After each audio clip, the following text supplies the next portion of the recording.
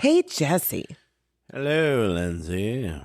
Did you know that there is a conspiracy theory that Kurt Cobain faked his death and became Rivers Cuomo from Weezer? Not that one. Fuck Okay. no, not that one, Lindsay. No, I don't know that one. So the theory suggests that Kurt grew tired of the heavy, exhausting grunge scene and wanted to make innocent, naive music. Under this logic, he cut his hair, put on thick-rimmed glasses, swapped flannel for button-down shirts, and adopted a clean power pop vocal style to hide in plain sight. Did you see the thing that on social media where Rivers was walking around and people were like, who is this guy right here? And they were like, I don't know. And they were like, if you can guess who this is, I'll pay you money. And nobody could tell them it was Rivers. I would walking know. around. I love Rivers. How would you not know, dude? I don't know. I'd have been like, I'd at least said Weezer. Yeah, Weezer. if you didn't say Rivers, you would say Weezer. I'd have been like, Weezer. It's Weezer. Well, what's crazy about that is he was actually super obsessed with Kurt Cobain. But did you know that after the Blue album, he quit for a little while and went to Harvard? Yeah, I knew that he was. You didn't know that? Yeah, I knew that. Yeah. But like, I thought they were like jamming kind of closest to the same kind of time, right? Were they? Okay, so like Weezer Blue came out in, literally it was like a few months later. That's what I'm talking Yeah. about. Yeah. Because I remember in the 9th grade, I had a Weezer shirt. Yeah. But they came out before that. Yeah. Yeah, They came yeah. out in 94. You're right. Yeah. Yeah, and the Cobain thing happened in 94. Yeah. Like I said, literally right after I was that. like, no, yeah. It's very fucking weird. That I don't fucking know. Holy shit! But isn't that wild? It's fucking wild. Happy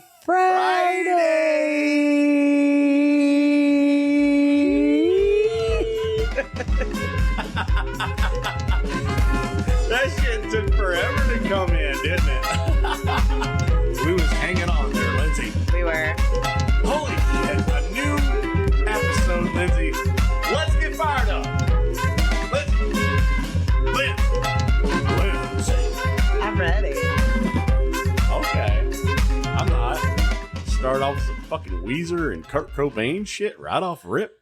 Hello, listeners, and welcome to the Drink About Something podcast where we talk about true crime. We have a couple of drinks. Lift up your cup, Jesse. It's too heavy. I'm gonna have to drink more out of it before I can lift it, dude. Like, yeah. And then at the end of the episode, Jesse plugs a really awesome band every Friday for us to add to our playlist. But speaking of drinks, what is in your cup today? It's Crown Apple and Retro Vibe. Crown Apple and Retro Vibe. But, I mean, it's probably other shit, too, because I've been at the river and mixing things, and who knows, dude? We had a river day. Yeah, there's all kind of remnants. And I got the river right now. Speaking, I mean, we just talked about rivers, and we went to the river, and I'm having a peach mango combo, White Claw. Yeah. With peach vibe Celsius. Dude, I was acting so crazy today at the river. That's fun, though. We had a birthday party for the grandkid. Yes, Our oldest. We made it all magical. Yes. And that was fun. And I was a little lit at the river. Mm-hmm. And we were floating. Mm-hmm. And our float had this zipper-looking thing in the front of it. And I was making jokes of that. And that was fun. Mm-hmm. And then I was goofing. And we had some hamburgers and hot dogs, which our kids actually cooked yes, for us. I was proud of that. parent moments. Oh my God, Lindsay. That was we had fun. Landon and Silas on the grill today. That was really cool. Yeah, they did the things. And we had really fun time. I think the sun and, because when the sun goes down in my side of town. I see how you changed it up there so we don't get like copyright. The sun kind of got me wore out a little bit. So yeah, it did. He had to take a little nappy. I didn't get a long enough nap. Lindsay's like, come on, let's do this podcast. So I'm like, I'm ready to do this podcast because now she just fired off with something about Kurt Cobain and Rivers. And we never did get to see Nirvana. No, we did not. We were babies. We were babes. But we did get to see the unicorn of Weezer. One of the best days of my life. No shit. And we've seen remnants of Nirvana in the Foo Fighters type fashion. Yeah. Because I love a Foo Fighters type fucking fashion. Mm-hmm. Fuck yeah. We've seen Foo Fighters a few times. We cried with him. Mm-hmm. And that was fucking fun because fucking fun Foo Fighters fuck fashion. I can't even put it all together. Hey, so to redirect here, what made you feel old this week? Oh, you just want to just go to right there? I was just going to talk about that. We just do that for the whole podcast. What do you think about that? Huh? You and your theories. Well, we need to do a side quest about just our little conversations. But the listeners want a story today. Okay. So, yeah. No, yeah. I'm still over here doing the rivers and rivers and rivers. Okay, so the way that people are just changing is a constant adjustment for me. Okay. And elaborate. Okay, so I feel like a boomer because being the person that I am doing my job and my vocational things, right? Everything that I do in my work and what I do, it's an adjustment because I have to actually teach the people how to do their own job because they don't have the skills to do their own job. And I feel like a boomer because I'm pissed off about it. I'm starting to notice that. I don't understand if there's a generational thing or if there's a management problem or whatever. And I'm just standing on my little platform over here and I'm not liking it. And maybe I'm just an old ass pissed off dude that made me feel old because I'm sitting back. I'm like, what? Just give them some time. But like, I'm teaching these people how to do their own jobs a lot while I'm trying to ask for the help that I need to do my job. You're becoming a curmudgeon. Is that what it is? You're becoming a curmudgeon. Is that what it is? Yeah, really? I think so. I don't know if I said the right words because the first time. I can get. We're a little litty today. Hey, yeah, how you doing? I'm very litty. Yeah. But like, that's just my personal experience because I'm literally looking up these. I'm a parts guy, so I'm looking up the parts and then telling them this is what I need. This is how we need to do this, and they still don't even understand who to talk to get my own parts. Mm-hmm. And maybe it's just my area, my town, whatever. It's just because you've been doing it so long. It's hard for you to understand that somebody new coming in will not know anything of what you're talking about. Yeah, but it's something you've done for over a quarter of a century. So yeah, now maybe my skills have way surpassed the people that are supposed to be professional at selling the product. Have you experienced that? Yeah. Okay. So I mean, you know what I do and you know what I do. Yeah. So I guess maybe that's just what it is. Now we're starting to traverse into we're both trainers in our field. So yeah. I get it. Yeah. But to train the people, that would be okay. You do it. You're a server. So you have to train the people how to order their own food. And also it's crazy because I have to train people anywhere from 22 to 57. I mean, so that's wild too. Yeah, if I'm calling a company, I'm like, hey, I need this widget for a spindle, whatever socket, whatever parts. You know what I'm saying? Some kind of crazy whatever. I'm just trying to come up with something goofy. But I'm having to coach them to sell me the part. Yeah. Yeah. Well, I'm still teaching people that are well into their golden age how to order eggs or how to order a steak based off of how they like it. You know what I mean? Right. Or how their description of it is. I'm like, okay, that's blah, blah, blah. That's over medium. That's medium rare. That's medium well.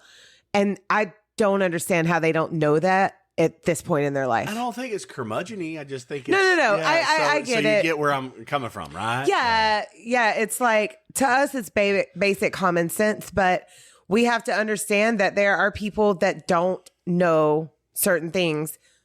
But at the same time, you're thinking in your head, like, how have you made it this far in life without knowing this basic information? How are you a part salesman and I have to teach you how to do your job? Or how have you eaten out your whole life? I mean, I've watched people that have come into the restaurant that I work in every single week, more than once, and they still don't know how to order their food and they still don't know our menu by heart. Let us know if you relate. Yeah. That's the thing, right? I mean, hit us up if you relate to that little thing. What made you feel old this week? Well, my oldest grandbaby turned 7, or she's turning 7. Yeah. I have a 7-year-old grandchild. That'll make no fucking I sense. thought you said something earlier, though. Didn't you say something earlier? You're stuck. Oh, yeah. Oh, so when I went to Neil, so the place we went to today, we rented a pavilion for our party, and I was like, prop my leg up, and it's a concrete bench and table, and putting my leg up on that concrete just hurt my bones immediately. Ailments. I was like, ew, let me take my leg back down. Yes. I didn't like it. You're like, hang on, wait a minute. Yeah. No, I'm not Captain Morgan anymore. I'm not. Mm-mm. Nope. So you got stories, Lindsay? Holy I shit. do. So Jesse drew a name out of the bag last week, and it was who we're drinking about today, which is Rebecca Lucille Schaefer. Yeah, Rebecca Schaefer. Yes. So she was born November 6th, 1967, to Dana and Dr. Benson Schaefer. She was born in Eugene, Oregon, and she was the only child. Doesn't Dr. Schaefer just seem so common? It does. It's like he was born to be a doctor. Yeah. Dr. Schaefer. Out the womb. Calling Dr. Straight up. Schaefer. Yeah. Yeah. Now, Dana, she was a writer, and she also taught at Willamette University. And like I said, Dr. Benson, he was a child psychologist. Now, Rebecca was raised in Portland, Oregon, and their family was Jewish. So growing up, she actually wanted to eventually become a rabbi, a lady rabbi. I didn't even know that was a thing. Yes, it is very much so a thing. Okay. But as she got older, oh my God, gorgeous child. And she got into modeling. So she was a model for a local department store or actually multiple local department stores. And she was in local commercials. And this started actually in her junior year of high school. And at 16, her parents so she was with a modeling agency.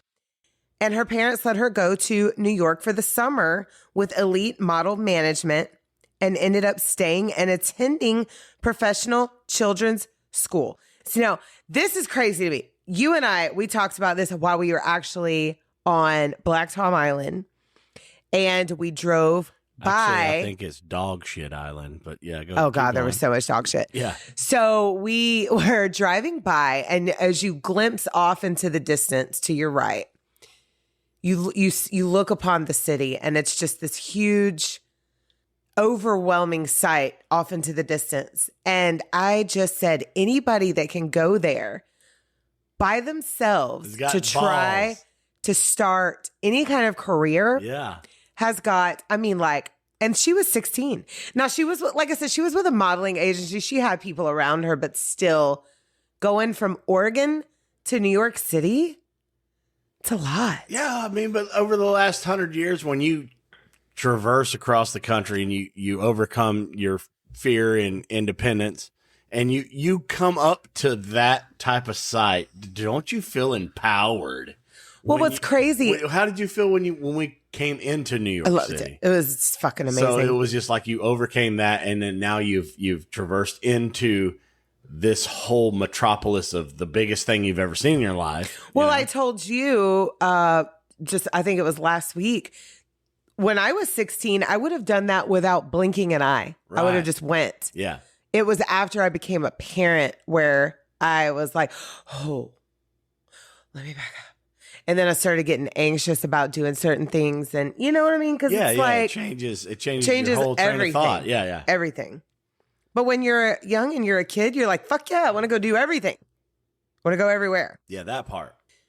So while she was in New York, she landed a small short-term role on Guiding Lights. Oh. Yes, the soaps. Stories. The stories, as our grandparents called them. Yes, they both did. Yeah. And then she did a 6-month arc as Annie Barnes on One Life to Live.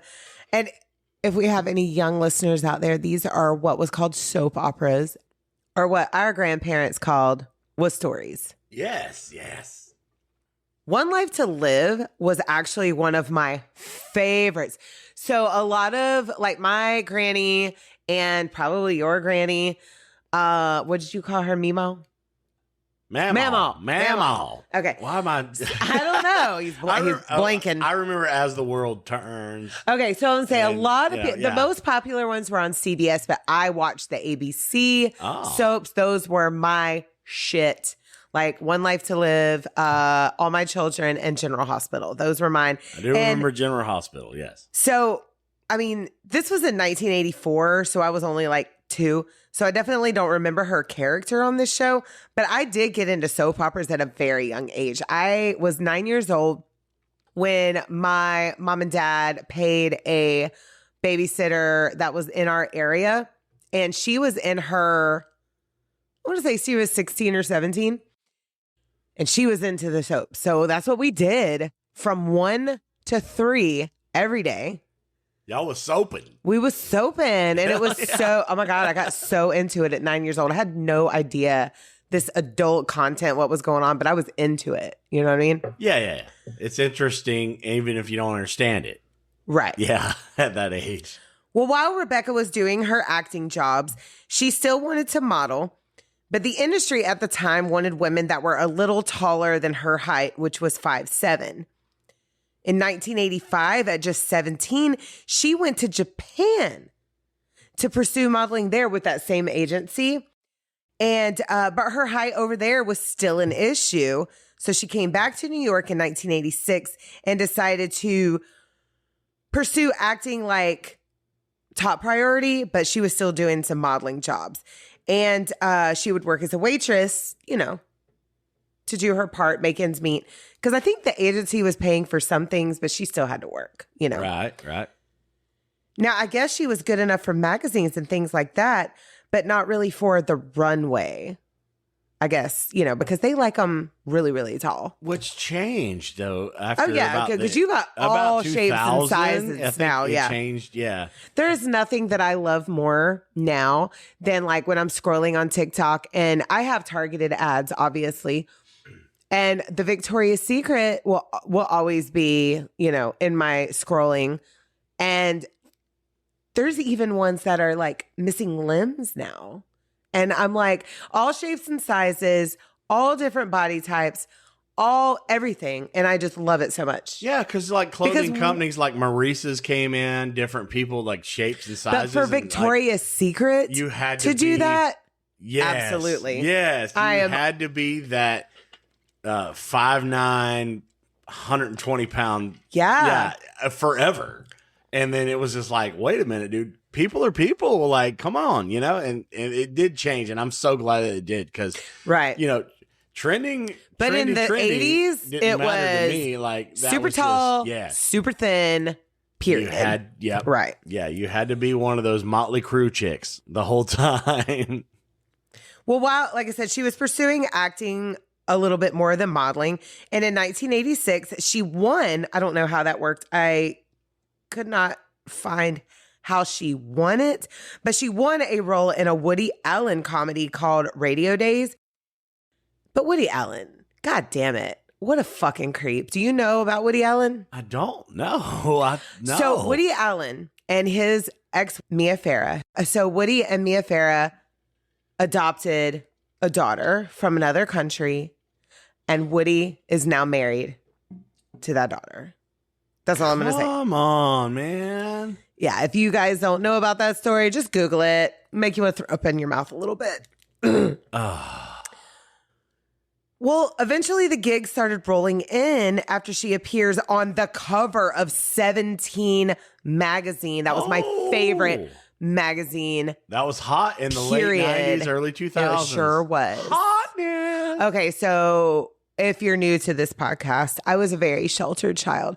So I had a friend who actually got a subscription for me sent to her house so that I could read them. Which was free, by the way. Well, I don't know if it was. I mean, it might have been. Yeah. I don't know. Yeah, it was. Yeah, she just had it shipped over. Yeah, yeah, we didn't have no money back then. She just gave him an address. I don't know how it worked, but I got the magazine. She would bring them to me on the bus, and I love that friend forever. But your parents wouldn't subscribe to Absolutely that thing, not. Lindsay. Absolutely not. No. So yeah, 17 I loved, and Teen Bop.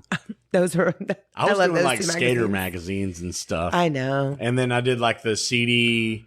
Oh, I can't even remember the CD thing that we did back then. You could look at different albums and records and CDs. The one that we stuff. all owe money for. Yeah. No, Time Life. I didn't buy anything. Where it from was like a penny But or something. It showed all the new albums and all the new music that was coming out, and I could flip it and I'd be like, dude, I want this album. I want this. I want this. And eventually, like, if it did come to our town, I would get it or whatever. Because I remember seeing like Soulfly, and I was like, "Oh my god, Max Cavalera! He's got his own thing. He's out of Soulfly, and he's out of Sepultura, and he's doing his own thing." And I was like, so excited about that. That was like '96. Wow. Yeah.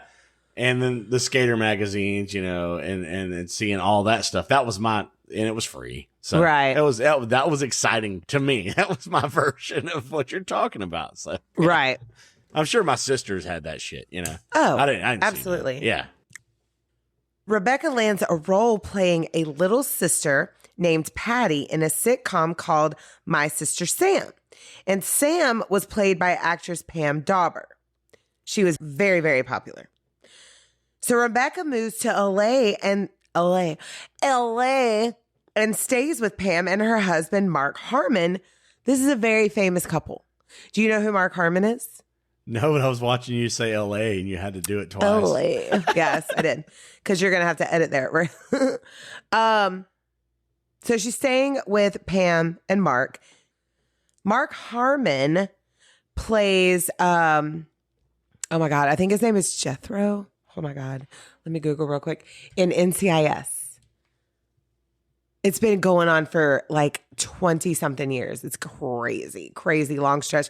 And he also, for any of my millennials,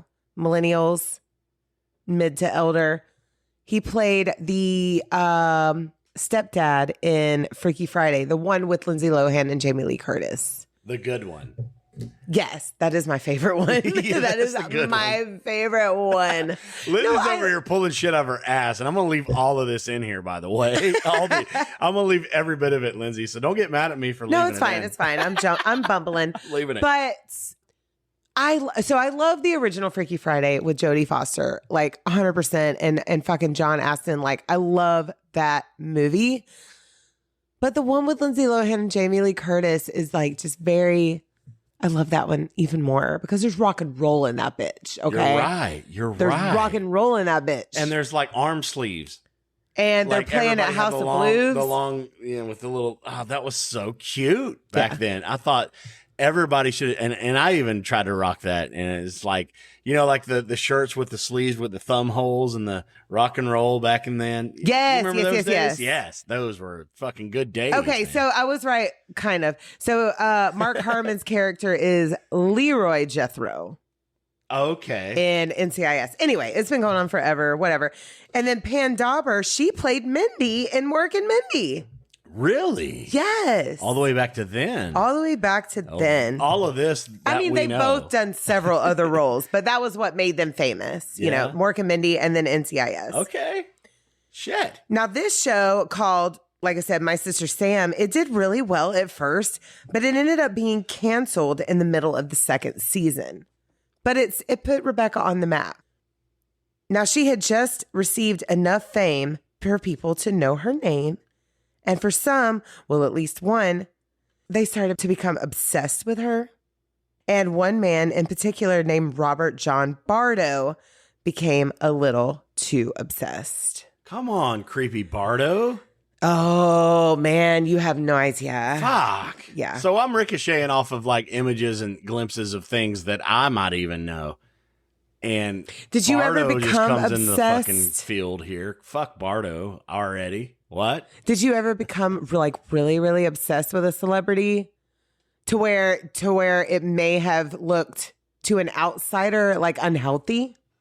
Other than Brandon Boyd, from Incubus? No, I do not have any obsession over any other celebrity for some reason. I have dreams about that dude for some reason. I know you do. You talked about one this morning. I don't know why. Very strange. I just do not know why. Incubus is just the biggest icon to me. I don't know why. I do not know why. I don't either. And I've seen him like twice, three times. Incubus is great, but goddamn, Jesse, you I don't know why. love that band. I've probably mentioned this a few times. If you go back and think about it, I'm kind of geeking about this dude. So the only one that I really obsessed over in my youth, it was Dean Cain who played Superman in the Lois and Clark series. Okay, I remember you saying that. Yes. My obsession even got printed in the goddamn newspaper. I remember you saying that too. Yeah. That's what you said. He was you're like, I got my spotlight. I'm going to talk about him. Yeah. I wrote my Valentine's to him that day. You did. It was Valentine's Day. It was put in the paper. He did not ever know. Dean Cain, if you're out there, if you're listening to this podcast, when I was 10 years old, I loved you. There are people who remember that only about me from childhood. You're the girl that did the Dean Cain. Oh my God. Listen, everything in sight, I had a Superman symbol on. I drew it. Why? My dad's work calendar, all my books, everything, all my notebooks, all my folders, my desk. I even carved it into there. Like, it was crazy. Yeah. So in branding the floating upper torso Boyd from Incubus, I'm just saying, hey. I love Dean Cain. So, you know what, though? I loved Clark Kent more than actual so. Dean Cain. I think so. I loved Clark Kent. Yeah, I think so. He was nerdy, and I loved it. And he really had that. And then when he traversed into Superman, it was just like this sleek-ass, really cool-ass superhero. Yeah. So Dean Cain will always be Superman to me. Nobody else. Oh, you just fell right in love with that whole aesthetic, though. And you still are, because But it was never unhealthy. And unfortunately, Robert Bardo's is going to be very unhealthy. Shit. So he was born January 12th, 1970, and he was the youngest of seven children born to June and Philip Bardo. Now, his mother was from Japan, and his father was a non-commissioned officer in the Air Force, which was not uncommon at all. You know what I mean? Right. Yeah, I get it. Now, they moved around a lot in Robert's youth, but settled in Tucson, Arizona in 1983. It's reported that he was bullied by one or more of his siblings, so much so that he was placed in foster care. Really? Foster care. So that's serious. We're salading? Yeah, we're salading. Okay, it's salad time. And this, so after they put him in, when they put him in foster care, it was after he had threatened to commit suicide.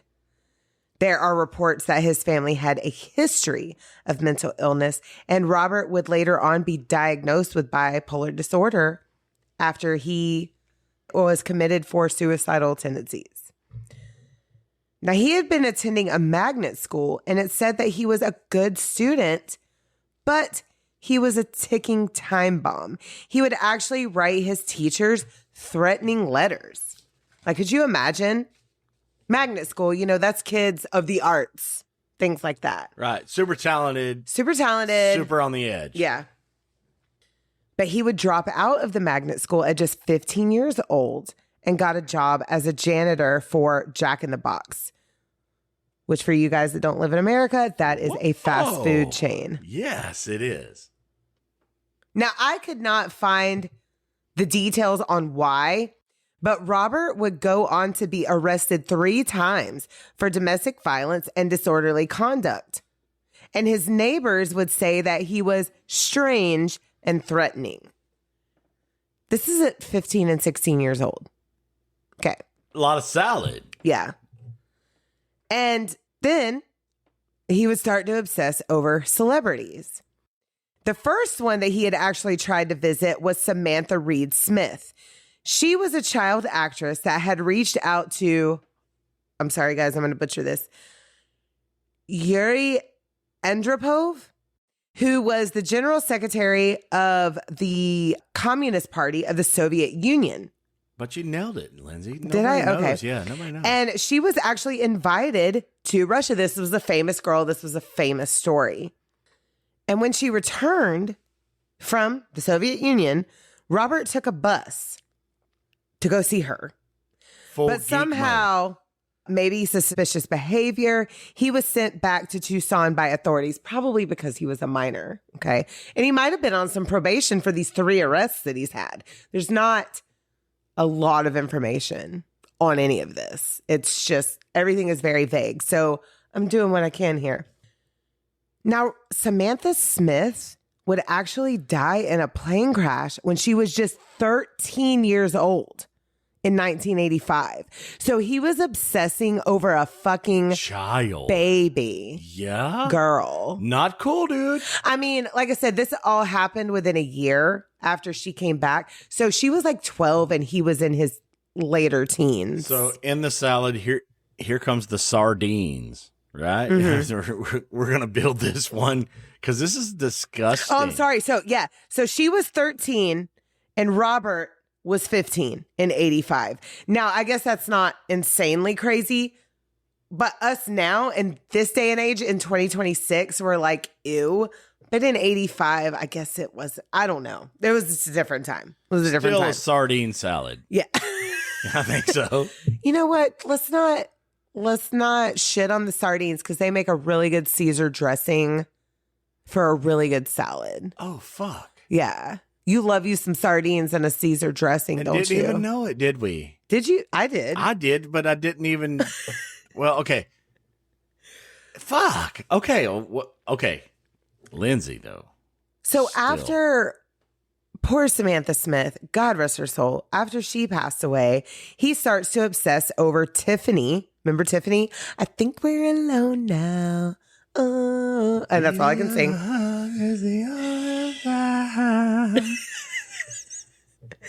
And Debbie Gibson. So he's obsessing over both of them. Yeah, either way, children behave. Right. But I guess they weren't very accessible, which is weird. Now, I'm glad he didn't go after either one of them. But Tiffany, she was like touring malls and shit. So you would think that was very accessible. Very accessible. Right. But I don't know. So he kind of backed off of them. Then he starts to watch My Sister Sam and he starts obsessing over Rebecca Schaefer. Now, he started to send her letters to her fan mail club. And she was such an amazing person that she would actually write back all of her fans. Doesn't that make you not want to if you ever get famous? Oh, yeah. Like, listen. This is one of those. Fame is not on my priority list. This is one of those make you not want to. Yeah. Ah, God, yeah. The understanding of that all the way to John Lennon is just a lot. I'm going to mention him shortly. Oh, fuck. Okay, so she responded to the letters and she actually wrote back to him and said that was one of the most wonderful, sweetest letters that she has received yet. Okay. This is still a very young girl. You know what I mean? She doesn't know of the evil in the world. And like I said, you know, she had no idea about the door she was opening right here. So he took this as, oh, she wants to meet me. Maybe even possibly date me. So he gets on a bus and he takes flowers and a big ass teddy bear. It's one of those 5 feet ones that we all wanted our boyfriends to win for us at the fair. You know what I mean? They spent $100. Yeah. But now that I'm older, I'm like, don't you dare. At the county fair. Don't you dare buy me one of those fucking bears because I can spend that money on something else. That bitch is going to mold and mildew in the corner. Smell like shit in 10 years. You'd be like, fuck this bastard. I'm tired of dusting it. So he goes to Warner Brothers Studios in Burbank, California to see if he can catch her on the set of My Sister Sam. Well, he does not make it through security, which made him angry. But it is said that the security wasn't really mean to him. They were just like, sorry, bud, it's not going to happen. She's busy.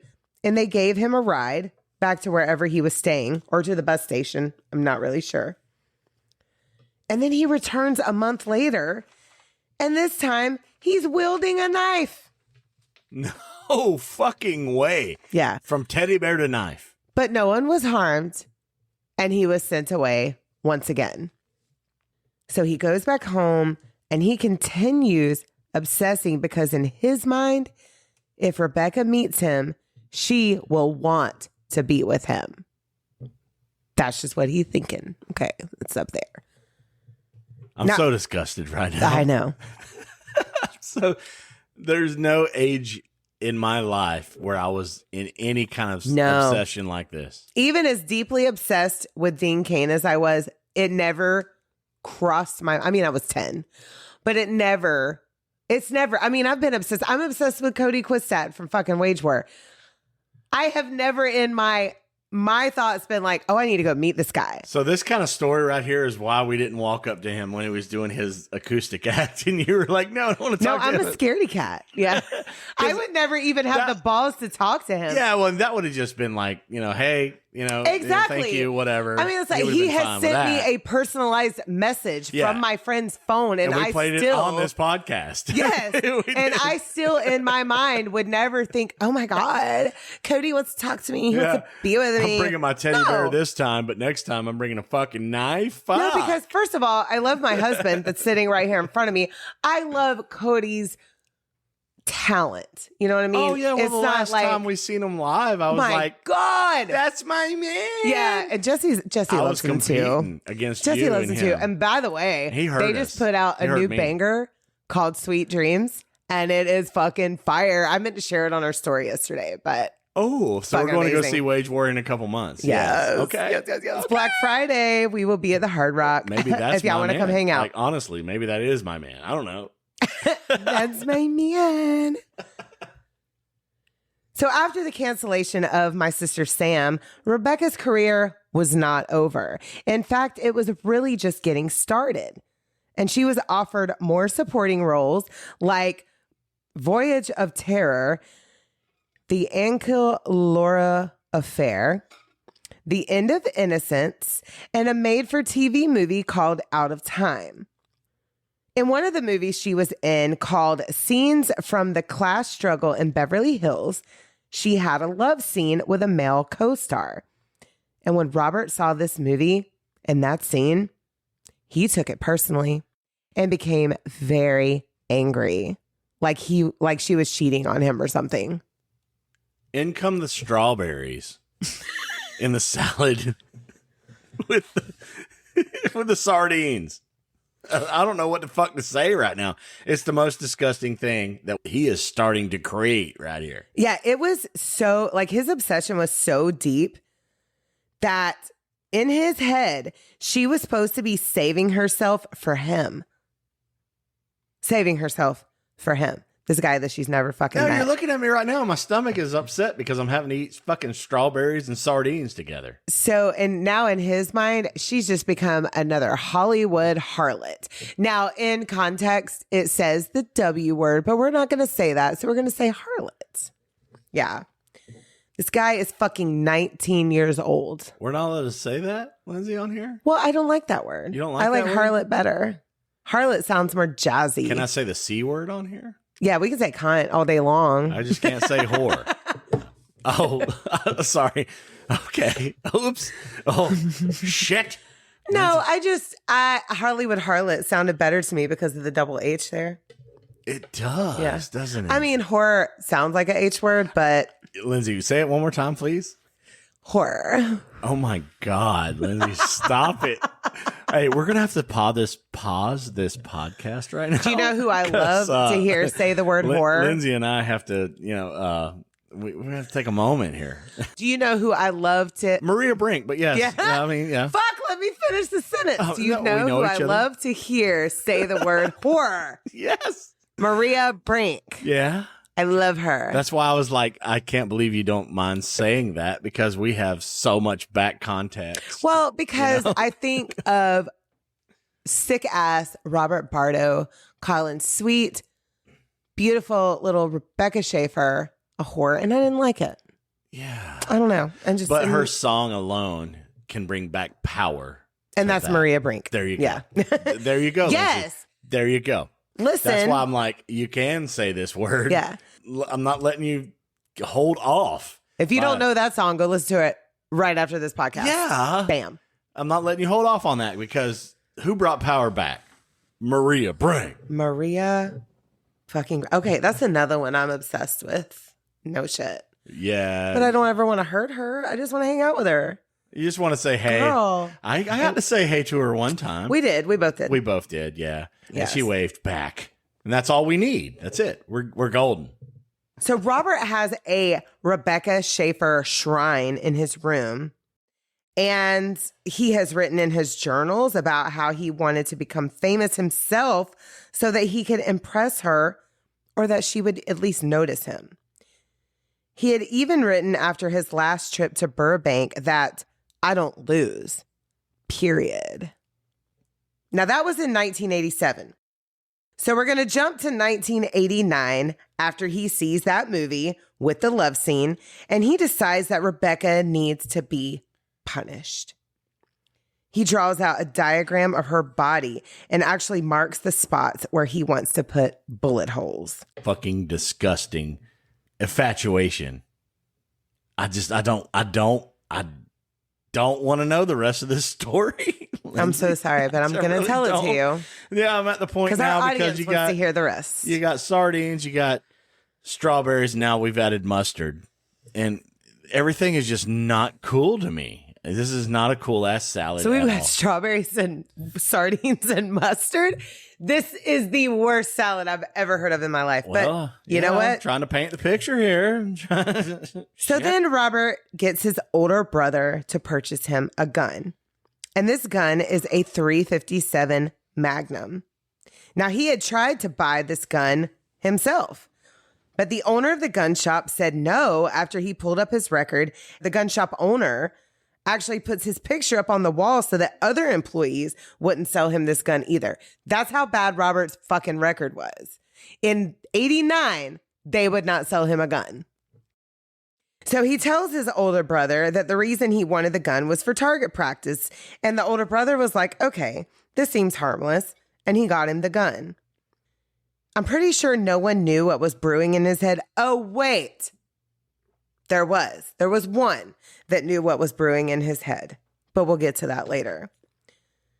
But I'm also pretty sure that no one knew that a hero of Robert Bardo's was a Scottish man from Aberdeen named Arthur Jackson. I just feel like just for a second there, you kind of slipped off into a little bit of Chicago there. Now, Arthur Jackson had attacked an actress named Teresa Saldana, and this was in 1982. This is a whole crazy story in itself. Now, this guy, Arthur Jackson, he had hired a private detective and posed as Martin Scorsese's assistant, and Arthur stabbed Teresa 10 times, but she survived. Fuck. Yeah.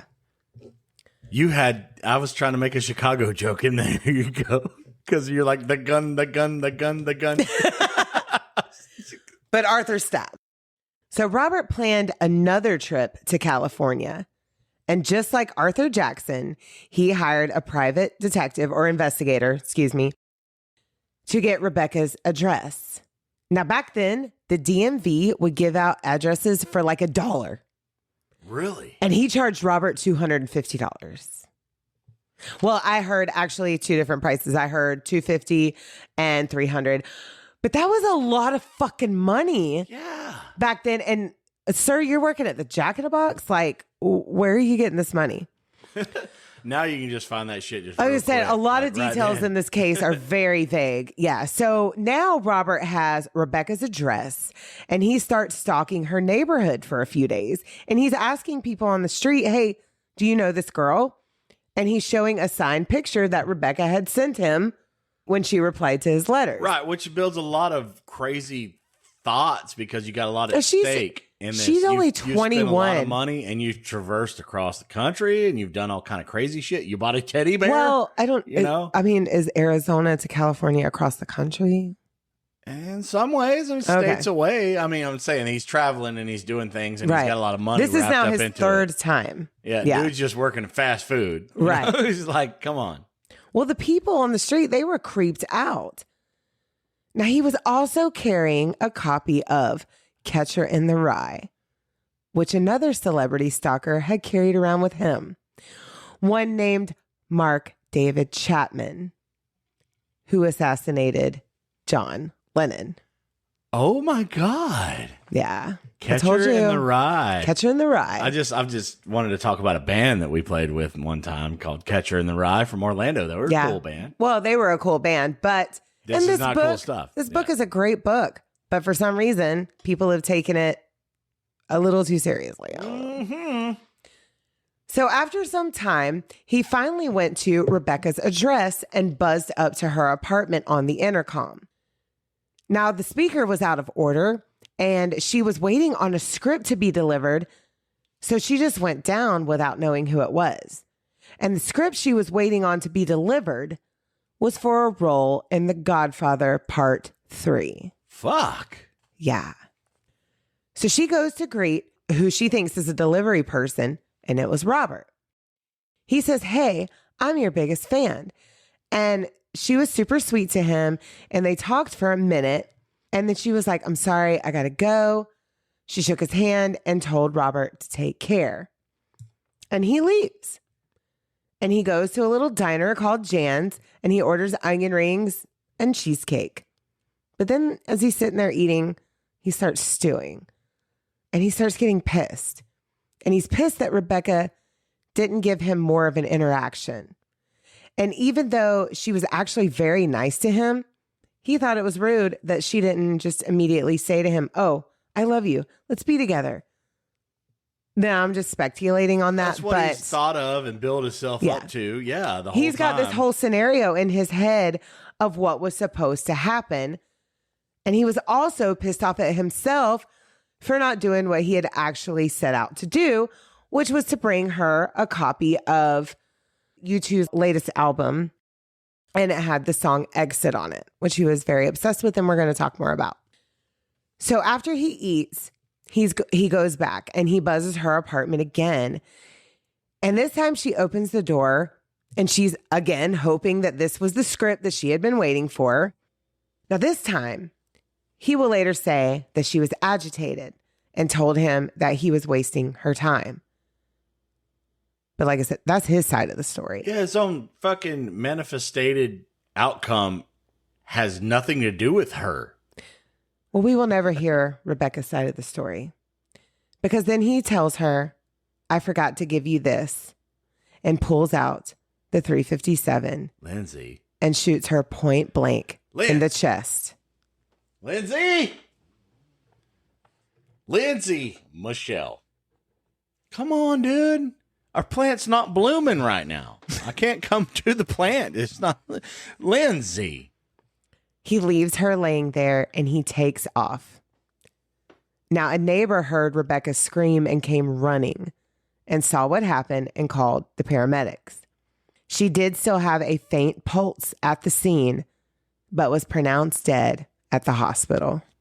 There is no salad that I can conjure up of his self-manifestations.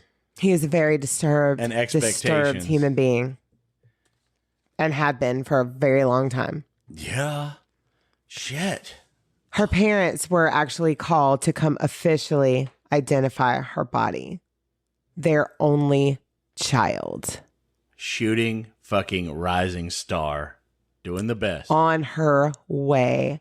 And when, oh my God, I'm going to show you a picture of her. Oh God. Fucking beautiful. And it just makes you just like. And that doesn't even matter, but like she had that just charisma, nostalgic 80s look that we just loved. With the curly hair and the, Over in Tucson, the very next day, police start getting reports that this maniac is running in and out of traffic on I-10 trying to get a vehicle to hit him. It was Robert Bardo. The police are able to get him out of traffic, and when they do get him to the station, or it may have been on the way, he tells them that he is the man that killed Rebecca Schaefer. Now, they send this information over to LA, and sure enough, he matches the description of the man the neighbors saw fleeing the scene. Now, after the damage had been done, Robert's sister comes forward and said that when she heard about the death of Rebecca Schaefer on the news, she knew it was probably Robert because he had written her letters about his obsession with her and how he had been pissed off that she had shared a love scene with another man and had even talked about killing Rebecca in those letters. And sis never said a word. Yeah, because you would be like, oh, that's just bullshit, dude. Just quit infatuating about somebody. You know what I'm saying? You wouldn't think that would actually be a tangible, real thing. You know what I'm saying? No, I don't know. I've never. Well, if she didn't look at all the nobody has other ever said those words to me, so thankfully I have a good family. But if they had, I would be like, what? I've never. What do you mean you want to kill them? Thought anything about that? It's just like, but I mean, would you be just like, this is just bullshit? Whatever, dude. You know, I mean, I don't know. I don't fucking know, but still, you don't fucking know, Lindsay. No. Oh. That's a lot of no's. But when she saw it on the news and knew right away that it was her brother, that's deep. Fuck yeah. So that means he went into detail or had to have in those letters. And it obviously concerned her, but she never said anything. No, so like that was like a in-depth type. Like, okay, no, that's not cool. Yeah, no. Now, his defense would try to plead insanity, and I absolutely believe that he is insane because this is not the behavior of a person of sound mind. And they said that the song Exit by U2 had also inspired him or actually possessed him to do this murder. Now, have you ever heard the song Exit by U2? Probably have, but... So it is the point of view of a killer. Actually, that album, The Joshua Tree, had a few songs on there that caused a lot of controversy. Like, but it's just music. I mean, Sunday, Bloody Sunday. Okay. Yeah. Yes. And what was the other one? Oh, God. I'll have to think of it later. But there was a few on there that caused a lot of controversy in the public. And they got death threats for a few songs on that album. And some of those are revolutionary songs, like Sunday Blues. I mean, it was. Yes. So I get them trying to be artistic and just doing music. That's just music. I mean, you know. It is. And Bono was, a lyrical genius. Yeah, we can't blame Marilyn Manson for the shit that happened either. There's a whole lot. Eminem, everybody has always been, just scrutinized for their lyrics. You can't twist music into crime to me. Because you were taken in that and listening to whatever that artistic part, you can't physically use. Bono didn't want to play that song after he found out about this shit. Yeah, so that's fucking he didn't up want to sing it. That's fucking up them and their freedom. You know. So Jake Brennan I've talked about his podcast quite a bit called Disgraceland. It's amazing. It's all true crime that happens in the music industry. And he has an episode about U2. He touches base on this actual case right here. And it's a really good one. Go follow Disgraceland.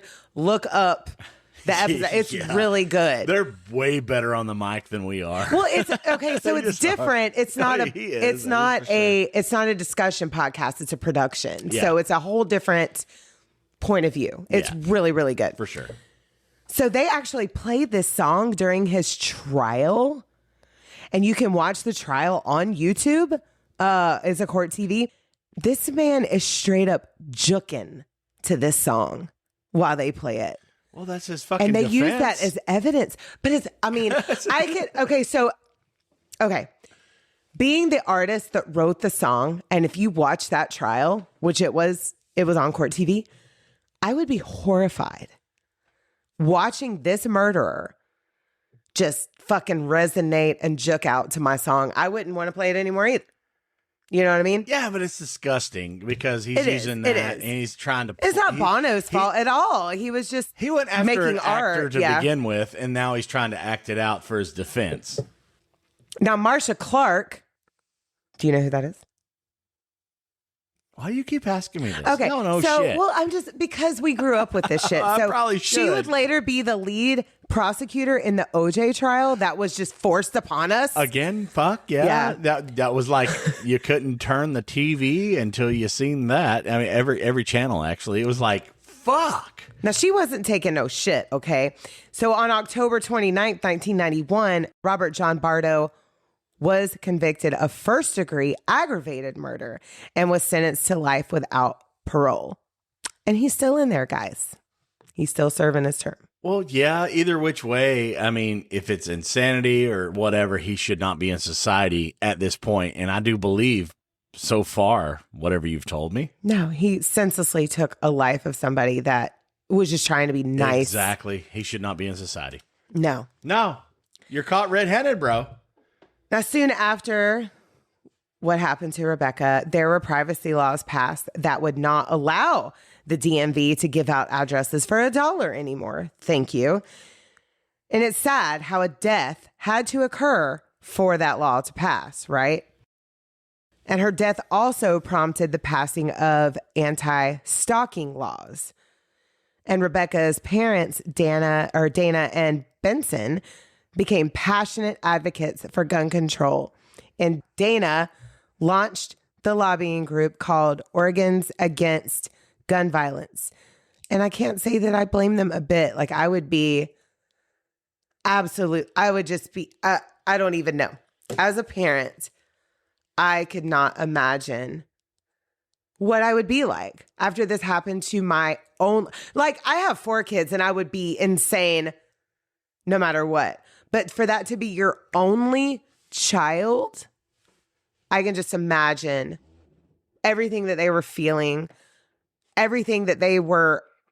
I would want guns to be banned. It's deep. Period. Yeah, it's very deep. I would want no one ever to be able to hold a gun. Yeah, because of what happened to my guns child. and music, period. We'd be done with both of them. Just because if that brought back somebody that I love so much, yeah, and you're one and only, yeah. And and I mean, we listen to disturbing music, and the lyrics can be disturbing and things like that. But it's not just because of the genre that we listen to. There are musicians that use their art in writing and write about the point of view of several different types of people, period. Yeah. Well, I mean, we listen to heavy music. But then there's the song by Garth Brooks where he talks about his dad killing the mom because she cheated. So it's all different genres. And then the woman that killed her husband because she caught him cheating. So it's all genres. Yeah. Everybody writes disturbing lyrics, period. It just, you can't take music as art. As anything other than art and music. Exactly. Yeah. Don't fuck that up and twist it into something else, because that's why I mentioned Marilyn Manson, because everybody in the late 90s. But I mean, 90s, like, it's definitely not just him at all. At fucking all. They were just using, because it's heavier, it's different, it's whatever. It's in every genre of music, actually, if you pay attention every to genre. Yeah, I know. We know because we listen to every genre of music. We prefer the heavier, but we love all genres. And we have favorite songs by a wide spread of musicians. Yeah, historically, like some smooth jazz was actually way crazier back in the early 1900s. I have a whole episode coming in season 3 about jazz. You know what I'm saying? So, and how it was the devil's music. Yeah, exactly. Mm-hmm. And we've only had music with words in it since the 1700s. Mm-hmm. So, get some of that. But my point of all that is, Robert Bardo was just a disturbed man, and U2 and their song, I don't think should have been involved in the trial whatsoever, because he was just point blank period, a disturbed, obsessed, stalker man who needed serious mental help. Yeah. And I do feel like being able to use music against that as a defense does not matter. And there has been, music throughout. I mean, people love music. Mm-hmm. And there has been. You can relate to it, things like throughout that. History but forever, but still, like, as them being like artistic and and telling the stories and folk music. And there's just been so many different ways to twist and all that. You don't hang on to that and create a whole criminal thing on top of it. You just enjoy it and appreciate it and bang your head or bop around or shake your ass to it. You know what I mean? And go on about your day. Yeah, my ass always goes in a circle. I just want to let you know that, Lindsay. It just does. Every time. Mine goes whatever way it decides to go. But like, okay, just you got so many different avenues of just creativity. And that's what she was doing too. Should not be an infatuation for another human to come in and take a life for it. It's not. No. Like I said, he was just a disturbed man who obsessed over other people before Rebecca, but she was accessible and she was nice and replied to his letter, and he took it way too personally. Yeah. Don't do that. If you are a fan of somebody, just understand that they have their own life. They are appreciative of you being a fan of them, but they have their own life. Yeah, well, just remember that. Just appreciate their art. Their art. Everyone is human beings just the same as you are. Mm-hmm. So whatever you go through, they're going through it too. And they have those steps of their creativity and their careers, and let them have them and theirs and all the stuff. But this is just another case of mental health being overlooked. Yeah. And not being addressed. Exactly. Still and not. A senseless murder happened because of it. Yeah. Still not a person that should be in society. Should have been looked at a little bit closer. There was probably a breaking point right there. There was a lot of breaking points, and he had a terrible background. Yeah, he did. Salad. Not a good salad. Nope. No. Fuck. But that is the end. Another one of these. Of our coverage on Rebecca Schaefer. May she rest in peace. Lindsay. Bless her beautiful little soul. She was only 21 years old. Lindsay. And I'm sure I've seen a lot of her work. I'm sure I have. Well, she wasn't in the industry long enough for you to have. Because we were little kids, Yeah, we were young, yeah. I'm showing Jesse a picture of her really quick. Okay. I hate these because so 90s. Don't you just look at her? 80s, 90s. And yes, just gorgeous, beautiful young rising girl. Star. She would still be like on the top. I'm showing him a picture of her right character in My Sister Sam. And doesn't that just bring you back to almost every sitcom we ever watched? Of it. Yeah. Yeah. And I love the jacket. Yes. I have like 3 of those. Lindsay's going to share that. You can check it out on Drink About Something. So follow us on our stories on Instagram, Drink About Something. There you go. Yeah. Just check out the stuffs. Lindsay, I got music though, I think. I'm so excited. Can I play music? What amazing band do you have in store for us today? Okay, Lindsay. This is Lady Lazarus, and this song is called Party. So I guess we're fitting a reset. We're about a party? With a little bit of party. Yeah, I'm so excited. Yay. Check it out. Here we go.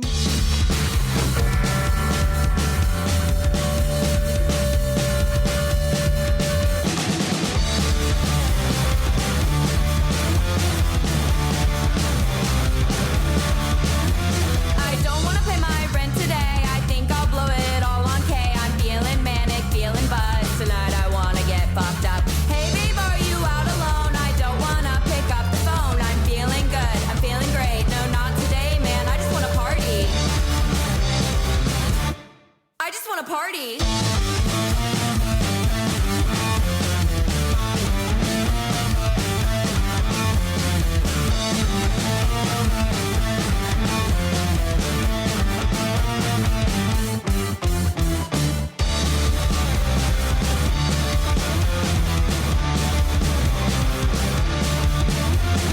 Let's go halvesies on a bag. I've got 2 tickets to Black Flag. Let's leave it all out on the pit. I'm so sick of this that old shit. Hey,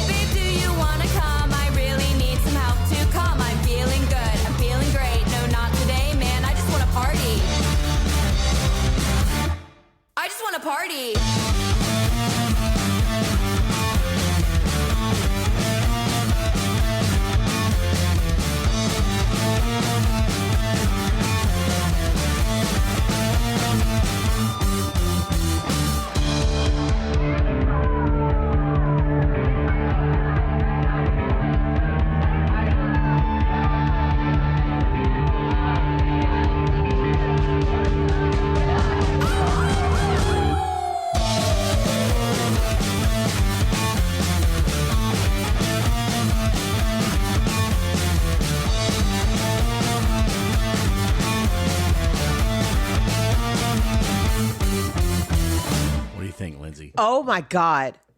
Yeah. That was amazing. That's I what we loved it needed. so much. I was over here juking, closing my eyes, head banging, everything. I have followed them on Instagram and Spotify immediately. Their new album, Dichotomy, is out everywhere right now. You guys go follow them instantly. And also follow us. Yeah. Do the things, dude. This is so amazing. We're Lindsay. everywhere. We're Our main everywhere. website is drinkabout.something.site. We're on Instagram, Drink About Something. Where are we at on YouTube, babe? Just type in Jensey, Jendsey. And you can come and hang out and see some videos of us on YouTube. Yeah. And we do sporadic lives on TikTok, which is drinkaboutsomethingpod_Lindsay.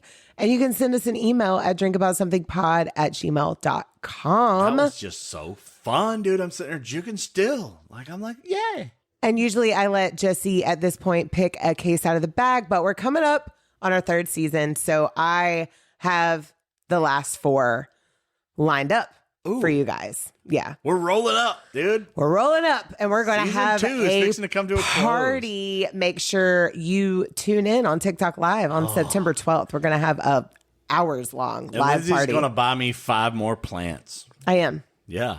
I'm going to do it because he needs. Surround well, me I by have 2 comfort. more over there. 2 more Got some new ones. succulents. Yeah, you do Yeah. get some new ones. Yeah. So we're just going to do all that. Herbology is happening. And the end of season 2 at the same time. Yeah. Yes. We thank you guys so much for following along on this journey. And if you're new, keep on following. Go back and listen to our other 90-something episodes. Yeah. And check out all the bands and all the stories and all the stuff and tell people about it. Damn it. Yes. We love you so much, though. We're going to go because we got stuff to do. And we'll see you guys next Friday. So we will see you later. Bye.